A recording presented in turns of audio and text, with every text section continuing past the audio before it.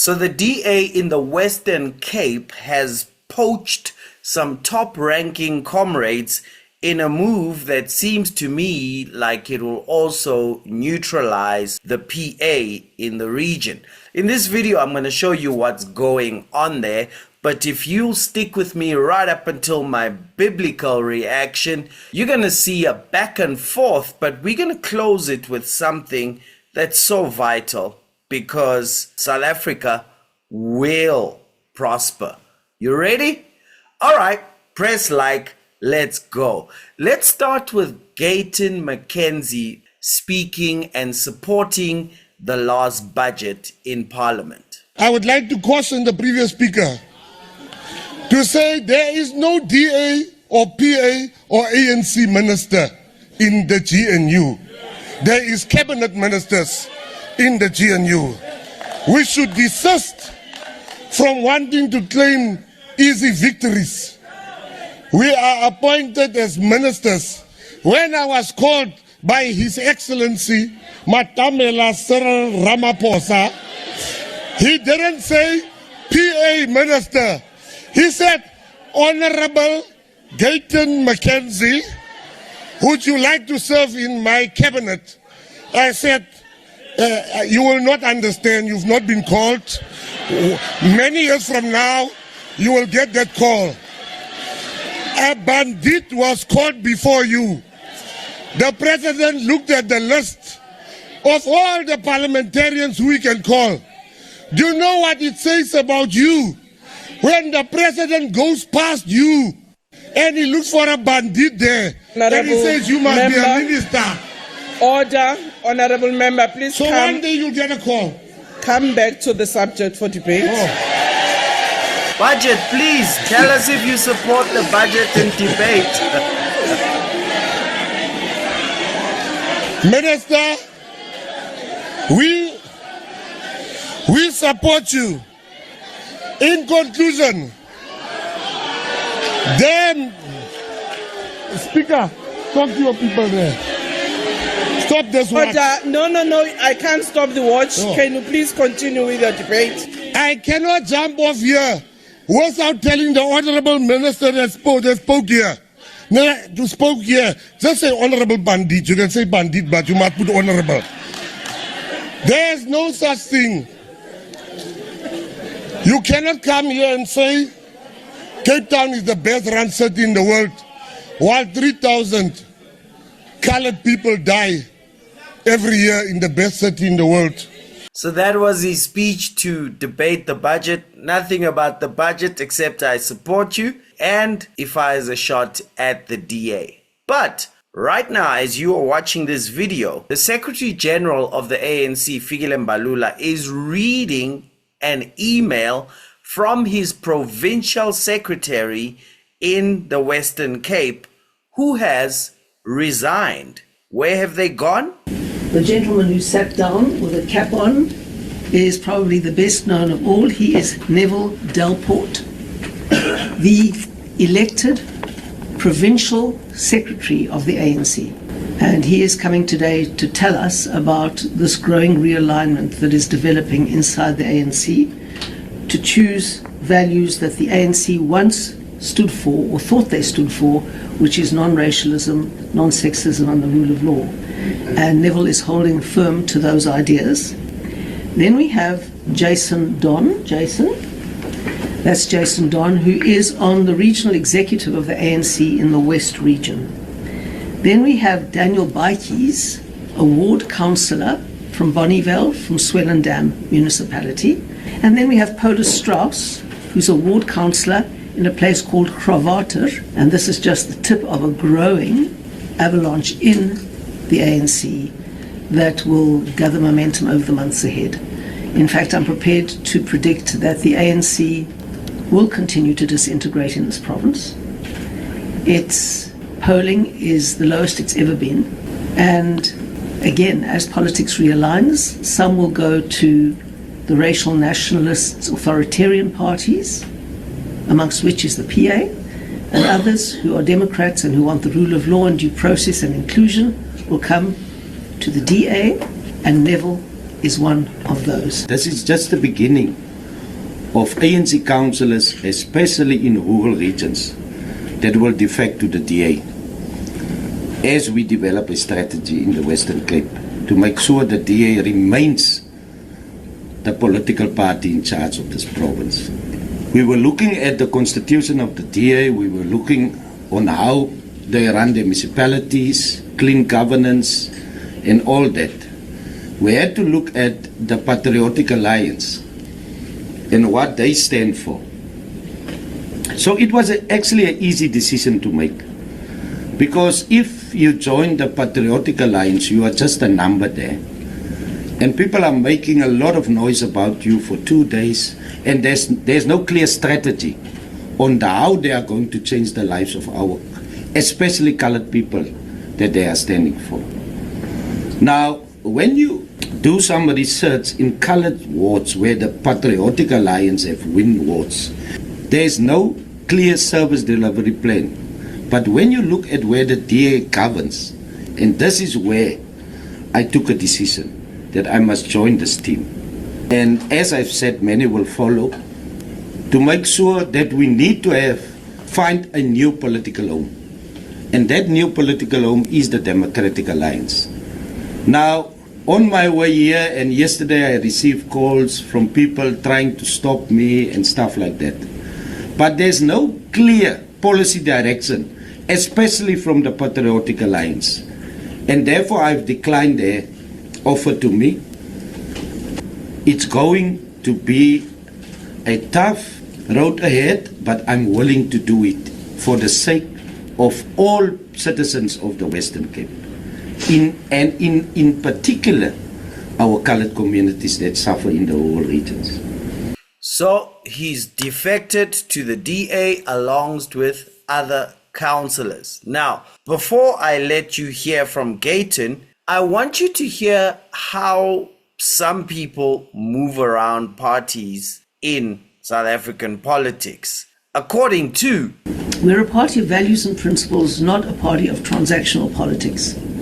And there are people who come to us and say, we want to move from our current political home. How much will you offer us? And we say, we won't offer you. We'll do a normal, structured contract if you're going to do some work for us, but apart from that, there is absolutely no incentive and offer on the table. And then they say, but so-and-so is offering me X. I said, well, that's just bad luck. If you want to join the DA, you do it because you're committed to our values and principles. And we can see also in the Western Cape, I spoke about the EFF and MK on the side of the parties that believe the leader controls the party controls the state controls society and the economy. Of course, there's another party that does that in the Western Cape, and that is the PA. And the PA is, by and large, working on a transactional basis, offering incentives to people. And people have come to us and said, well, this is what we're being offered, and what are you going to offer us? And we say, you join the DA because you believe in what we stand for. An inclusive society, a non-racial society, you believe in constitutionalism and the rule of law, you believe in growth, you believe in inclusion and jobs broadening for everybody. That's what we believe in. And our policies are geared to achieve that. Okay, but 7 months ago, Gayton McKenzie went on live and he had some sharp words about the DA. This is what he said. When the GNU was formed, when they were meeting, I want you to listen. The DA, 3 days, for 3 days, there was a stalemate between the DA and the ANC. The stalemate was one thing. The DA told the ANC, we want to come in, but we don't want Patriotic Alliance in. The DA said, we will form a deal with you, ANC. What happened before, a month before they said that? They took an advert, they took an advert out in Cape Town. Every Radio Heart, Radio Good Hope, everywhere to say Gayton McKenzie wants to work with the ANC. Now, if his stupidity is something I have no time for, saying Gayton McKenzie wants to work with the ANC. That was the whole campaign 2024. And don't act now like you don't know about it. Every newspaper, every DSON, all of them, Gayton McKenzie wants to work with ANC, is going to take your vote to the ANC. Few weeks after that, they say to the ANC, don't work with Gayton McKenzie, please don't work with Gayton McKenzie. After many, particularly colored people, believed them that I'm going to take the vote to the ANC. And they then took your vote to the ANC. But they don't only take the vote to the ANC, as they were saying. They stopped the ANC from including us and not working with us. It's important that you know that fact. They stopped the ANC. They said, we will work with you, but don't work with PA. President Ramaphosa said, no, you can't tell us who to work with. Fikile Mbalula said, you can't tell us who to work with. We will work with the PA. For 3 days, that was the stalemate. The very same people that took an advert out, that told everybody I'm going to work with the ANC, today, when they work with the ANC, they now kick us out.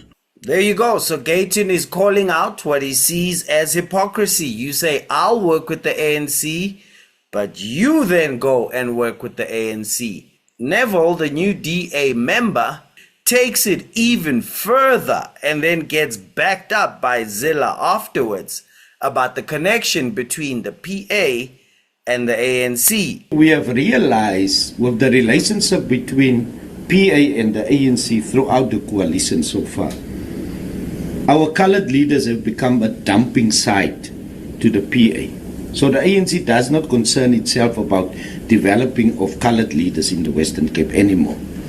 They have taken this decision as leadership to say, look, whatever Gayton is taking, he can take it. At the end, we will work together with Gayton McKenzie as the African National Congress. And therefore I call them the ANC Light. They will campaign, but obviously they will campaign in a mood to unseat the DA, but work with the ANC come the next local government election. What Neville said about the role of the PA is absolutely accurate. Many of you perhaps won't recall that the PA was a project of Jacob Zuma's ANC. They realized they couldn't challenge the DA for power in the Western Cape, so Jacob Zuma sent Gayton McKenzie and Kenny Kunene, I think, off to be the BEE partners for some big deal in Russia, and then also requested him to start a political party with the aim of taking coloured votes away from the DA, because the ANC had given up doing that. And that's exactly why Neville quite correctly says the ANC doesn't mind if coloured voters go to the ANC, to the PA, because the ANC will just know that they will do a coalition with the PA afterwards, and so they might as well do it that way. And that's exactly how it is and how it's working.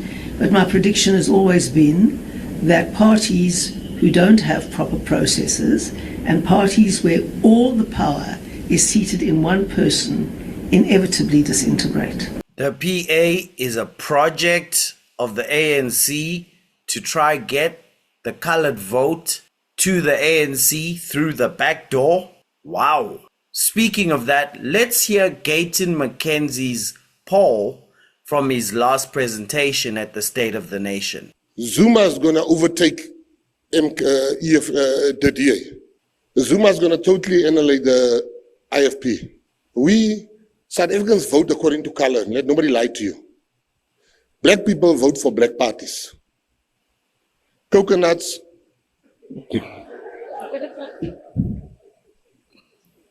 And that's the truth. White people, they'll vote Freedom Front Plus or DA. You vote for Freedom Front Plus or DA.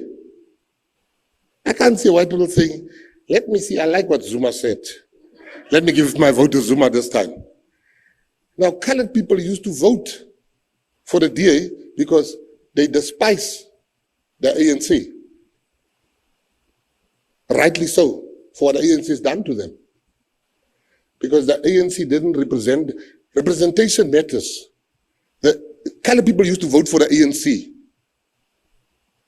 representation matters, and the ANC then didn't put colored people nowhere in positions. Instead of the DA learning from the mistakes of the ANC, they're doing the exact same thing. They got 6 ministers. They got 6 deputy ministers. The majority of the voters are colored. They can't even find themselves to put one colored. In 12 positions, representation matters. And what am I doing? I just come and said, julle sien nie vir ons nie, kyk, ons is hier daarso nie. Ons het vir die wit mense gewout, hulle het ons opgefok, ons het vir die swart mense gewout, hulle het besig om ons op te fok, kom ons vote bietjie vir onsself, mense. And that is the truth. Wow. So, black people are sheep, they don't think. Coconuts are the only ones who seem to think about what they vote for. White people are sheep, they don't think. This is according to Gayton McKenzie, although many white people did vote for Herman Mashaba in 2024. And colored people also don't think. They just vote for a colored face. I think I have a solution to South Africa. We need more coconuts. They seem to be the only people who think, according to Gayton. But now, on this matter of the colored vote in the Western Cape, because that's what this battle seems to be, listen to this. Do you think there's ever going to become a time in the Western Cape where race-based identity politics, and it's always the colored vote that is being fought over, that there will be a time when that may end? Look, it's not going to be easy. Our people, with the unemployment rate in South Africa, I believe, especially in colored communities, it's going to be very difficult. That's why you must have proper structures throughout each and every ward to make sure you engage with all our people. And our colored people, as I believe, got Christian values. Now, a party like Leader Helen Zille have said now, a party like PA, it will not take them 1 or 2 years, then they will obviously fall apart, because what they are doing in our colored communities is doing the worship shows, giving that food parcel here and there, and it will not last forever, because people will not see the change in the community and the development of our unemployed colored people throughout the Western Cape. And this is where the DA must play a major role. But for the PTT, it's put together to say to colored communities out there, this is the kind of leadership that will not look after you. That's it. It is the question in South Africa, given our past. Everyone knows about our apartheid past, where people were defined in terms of the color of their skin by the state, who treated people differentially on the basis of the color of their skin. Now, we completely reject that, and I've fought against it my whole conscious life. We believe that you look at a person as an individual, and you look at their values, their character, their entire way of being, their integrity, all of those things, and that the color of their skin is actually irrelevant to that. I'd love that to be the case in South Africa, and it's certainly the South Africa that we aspire to. But we also understand that in this era of identity politics, it's an enormous challenge to get there. It's an enormous challenge to get there. The most extraordinary thing happened in about 2014, which was the rise of identity politics in America and in Britain, that obviously then landed up in South Africa and in other countries with English as a base language. And that is the notion that you are defined by your color or your gender or your sexuality, and that is the most important thing about you, and that determines your identity, and that determines the way you must be treated by society, and that determines what your rights and options are. That notion, which was an apartheid notion, it's a pure apartheid notion, which is exactly what apartheid did, was just reversed, but exactly the same philosophy, became progressive And I never thought I would see the day when the underlying philosophy of apartheid became progressive, but that's what happened. And it was like a tidal wave over South Africa: race essentialism, gender essentialism, and sexuality essentialism. And I wrote a whole book saying how dangerous it would be for our country. I argued that in America the institutions would be strong enough to survive this wave, and in Britain too, obviously, but I said our institutions wouldn't be strong enough and our democracy would crumble under it. That was my argument in that book. Now, coming into this complex situation, we have to understand how people define themselves given our history. And I've had a long discussion with Neville about this, because we're a non-racial party that judges you on the work you do, the values you portray in the work you do, the integrity that you bring to the situation, and we don't see your colour first. We really don't. But we do understand that cultural communities feel very marginalised. And there are cultural communities that feel excluded and undervalued. And any political party would be stupid to deny that and to turn their back on that. And so we take it seriously. And the DA does always strive for diversity, but diversity is not numerical representativity. We don't sit here and say there's X percentage of white people in the Western Cape, there's X percentage of black people in the Western Cape, and there's X percentage of coloured people in the Western Cape. So every committee and every structure of the DA has to reflect that representativity, because that is turning demography into destiny. That puts a direct ceiling on people, whether they are good or excellent or strive. None of their efforts ever get reflected in the outcome, and we're a party that links effort and outcome. So we take the marginalisation of the coloured community very seriously indeed. And I can understand why the coloured community believe that under apartheid they weren't white enough and now they're not black enough. To quote the phrase that Gayton always uses to mobilise people on an emotional basis. We leave the emotions out of it. We recognise the fact and we say, this is the solution. Please be part of a movement that is building a non-racial South Africa that will include you and that will recognise your culture as a very important contributor to the whole.